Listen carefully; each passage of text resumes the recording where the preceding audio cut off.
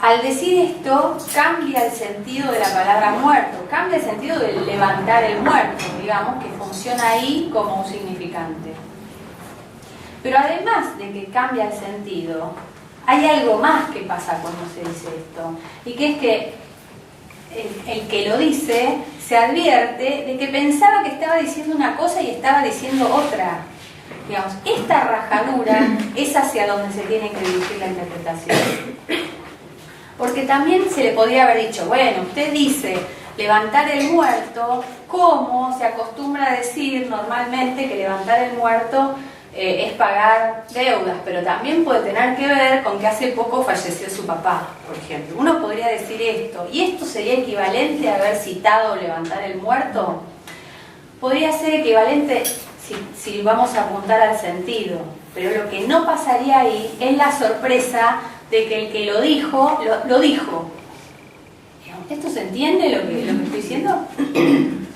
Una pregunta. ¿Y en ese punto no se borra un poco el límite de lo que es una interpretación de una intervención? Porque una intervención puede producir algo nuevo. Yo te diría así, esto, digamos, no sé si es así teóricamente, pero diría así, cuando una intervención tiene ese efecto, tiene categoría de interpretación. O sea, una interpretación también es una intervención. Lo que pasa es que no cualquier intervención tiene esa categoría. Si produce eso, para mí es una interpretación. Lo pongo a discutir, digamos, ¿no? Si alguien piensa otra cosa, pero para mí es así. Entonces, siguiendo con esto, lo que quería decir es, en la diacronía de la cadena significante, ¿no? Donde aparece deuda, plata, pagar, etcétera, levantar el muerto, se produce un cruce ahí donde, digamos, si decíamos en la diacronía, estamos hablando de la metonimia, donde levantar el muerto queda sustituido por levantar el muerto. Es decir, ahí se produce una metáfora, aunque estemos hablando de las mismas palabras, porque si se acuerdan, ¿no? Lo que estábamos hablando, como no hay identidad significante, cuando yo digo muerto, no es lo mismo que cuando digo muerto. Entonces, si digo levantar el muerto en el sentido de esta cadena y digo levantar el muerto en el sentido de otra, uso las mismas palabras, los mismos significantes, pero se produce igual una sustitución. Y ahí el levantar el levantar el muerto, digamos, es el analista el que le da un estatuto significante. El analista repite, cita eso, pero si el paciente no dice nada, no pasa nada. Por eso se mide por los efectos, ¿no? Estatuto significante quiere decir que el analista está escuchando el significante en el sonido, digamos, y no está escuchando el sentido. Sí, es cierto que hacer una cita implica haber elevado, por decir así, ¿no?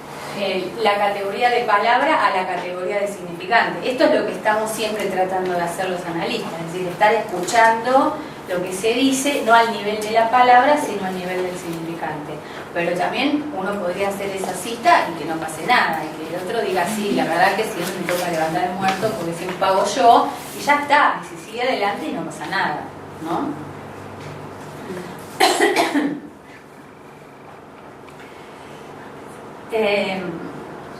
Entonces, cada vez que pasa esto, que se produce la interpretación,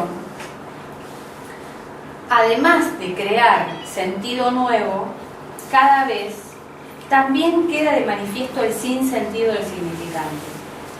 ¿Y qué pasa? ¿Para qué sirve eso?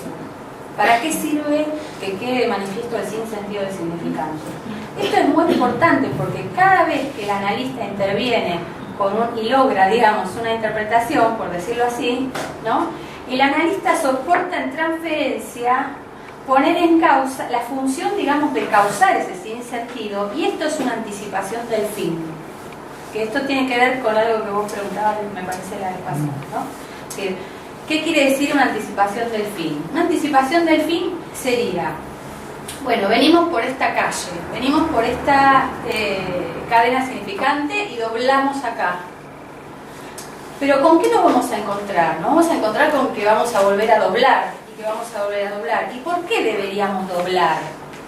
¿Por qué si estoy diciendo esto termino diciendo otra cosa? Eso hace presente la falta de garantía del significante, la falla en el otro, ¿no?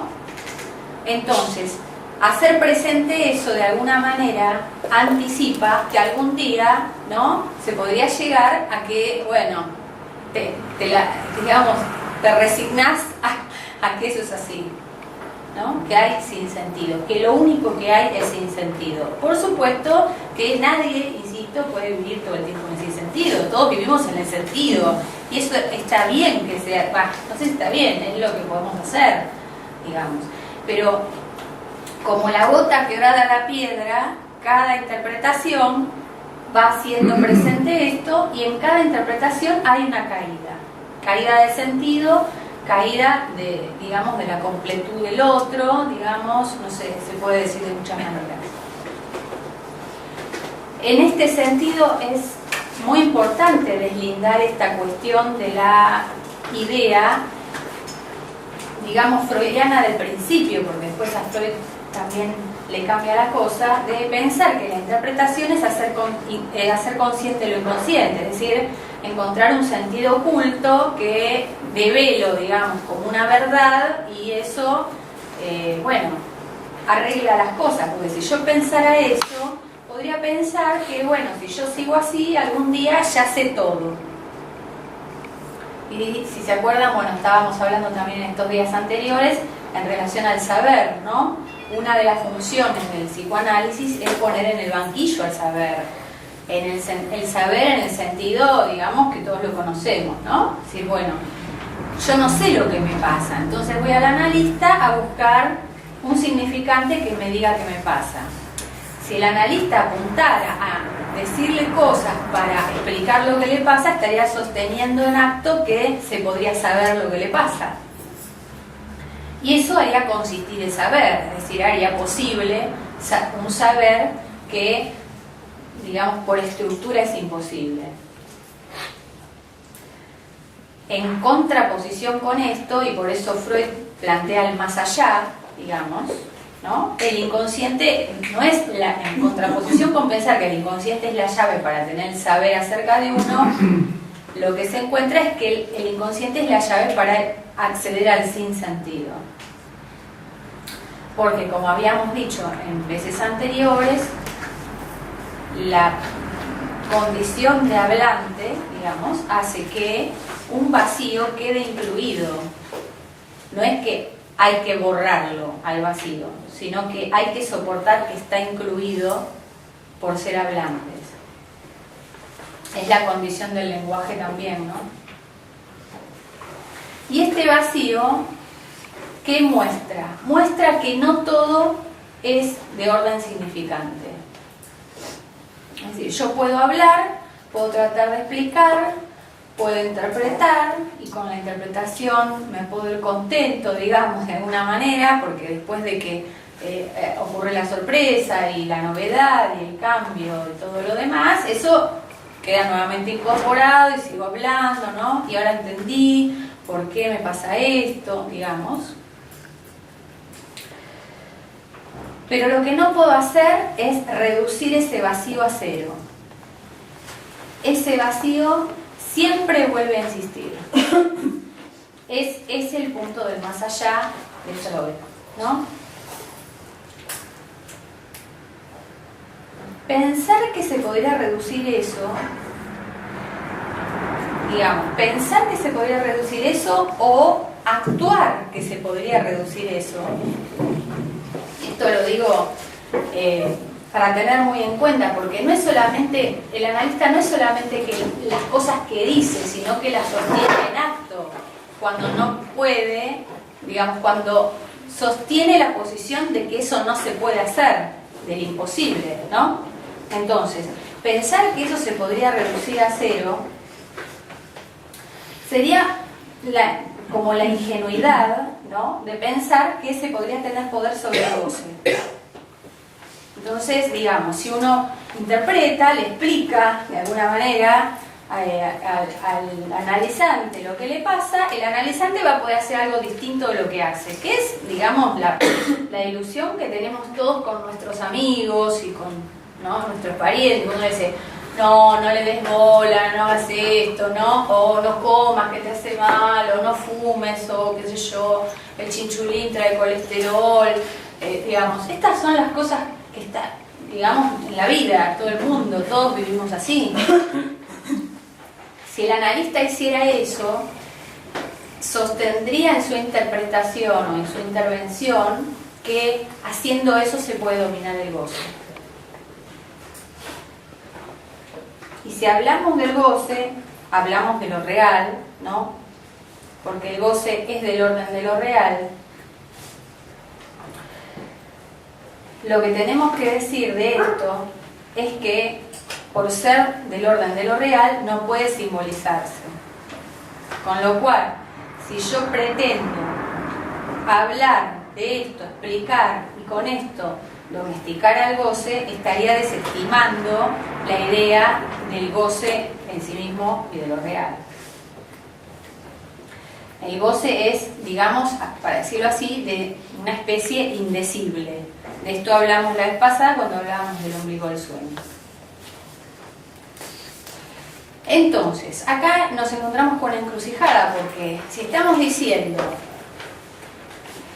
que el goce es del orden de lo real, que es, digamos, del material que no es significante, de lo indecible, y es de lo imposible, ¿cómo pretendo yo, hablando, tocar algo de eso?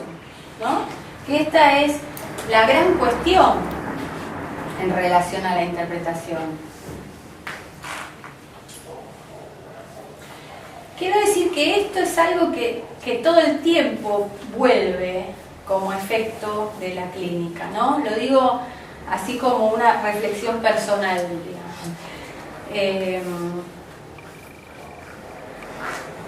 Me parece que todos los que trabajamos de esto nos pasa muchas veces que ni nosotros podemos creer cómo una interpretación, ¿no?, produce un efecto en lo real. Por ejemplo, en algo en relación al goce del cuerpo, ¿no?, o del sexo, digamos, o de... hay algo de eso que es totalmente sorprendente, porque, bueno, porque por ser hablantes en algún punto no creemos en eso, digamos, creo que es. Entonces, ¿cómo podemos pretender, ¿no?, intervenir en eso? Habíamos dicho la vez pasada que en relación al inconsciente se pone en juego otro tipo de saber, ¿no?, que es lo que se llama un saber no sabido, ¿no? En el texto del saber del analista, Lacan al respecto de esto dice: es un saber no sabido por sí mismo, y eso es lo que revela el psicoanálisis. Y este saber no sabido está articulado, está estructurado como un lenguaje. Porque, como venimos viendo, esto es siempre efecto del lenguaje. Porque el lenguaje es lo que da lugar al sujeto. Entonces, bueno, acá en este texto toma varios puntos en relación a la interpretación que me parecieron muy interesantes, ¿no? Primero dice: no hay metalenguaje. ¿Qué quiere decir que no hay metalenguaje? Que si nos encontramos con este problema básico, digamos, que tiene el lenguaje, que es esto, que incluye un vacío, que no se puede decir todo, ¿no?, que hace de alguna manera esto a que el goce sea incompleto, después vamos a ahondar un poco más en esto, ¿no?, que